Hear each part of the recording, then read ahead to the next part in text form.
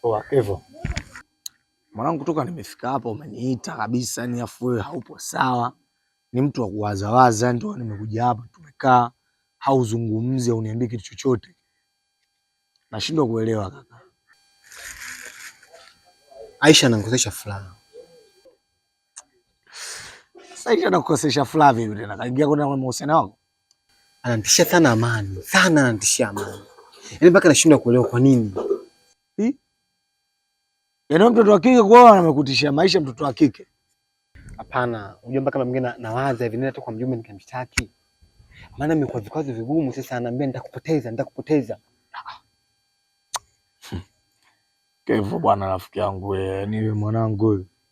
Hivi wewe mtu, yaani wewe mtoto wa kike kabisa anakuambia atakupoteza na unakubali. Yaani unakaa kabisa unaanza kuwaza. Hapana. Unajua mimi hapa ni mgeni. Yeye ni mzaliwa hapa. Afu isitoshe, hii kauli haijirudi mara moja, ni kauli endelevu. Sasa swala la ugeni na yeye kuwa mzawa linahusiana na nini?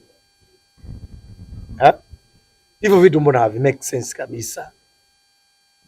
Wewe kikubwa baki kwenye nafasi yako kama mtoto wa kiume na yeye abaki kwenye nafasi yake kama mtoto wa kike.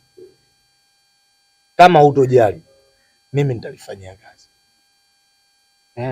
Umeelewa? Mimi nitalifanyia kazi, tujue tufanye tafiti gani ili jambo liishe. Unajua ni ndugu yangu. Alafikiria nikijihisi na wakati mgumu, wewe unafanya unalainika, unakuwa laini.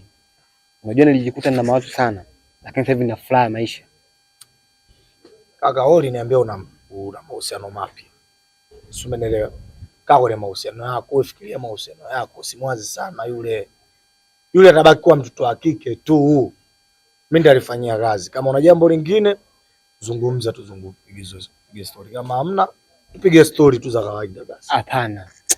Napenda sana niwe karibu na wewe ndugu yangu. Unajua najikuta na furaha, zaidi ya furaha. Unajua ndugu yangu. Basi hilo jambo kama ndio jambo hilo jambo limeisha, achana naye mshamba tu. Rafiki yangu za maizo mtu anamtishia eti na kupoteza mtu anapoteaje bwana. Achana na hizo. Mimi nashukuru kwa ushauri wako. Banjo Mpemba mmoja.